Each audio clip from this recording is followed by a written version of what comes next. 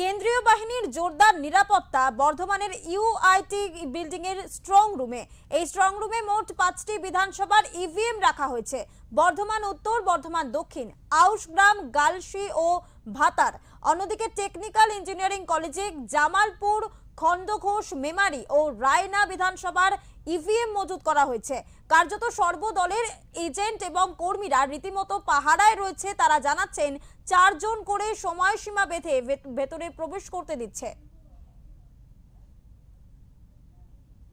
Political party থেকে করবে না, ওকে তো ইস্যু করেছে তো আপনার আরো ইস্যু করেছে তো কার্ডটা।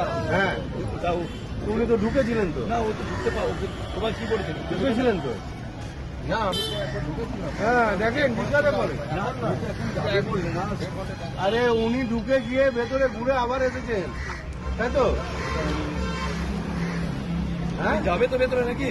হ্যাঁ, সেটা যান। বলো, স্যারকে বলো।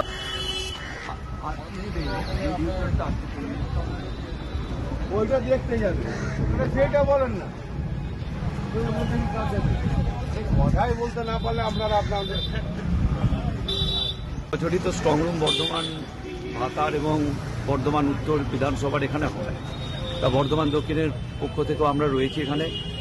এখানেও আমরা দেখবো এখন যে আমাদের 4 তারিখে তো কাউন্টিং প্রসিডিওর আছে, তার আগে আমাদের কোল্ড ইভিএমগুলো এখানে ভরা আছে।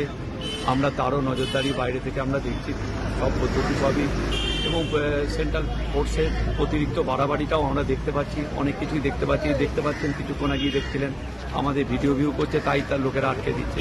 তো এইসব ঘটনাগুলো হচ্ছে। আমরা আছি সব সময়, মানুষের সাথে আছি, মানুষের পাশেই থাকবো।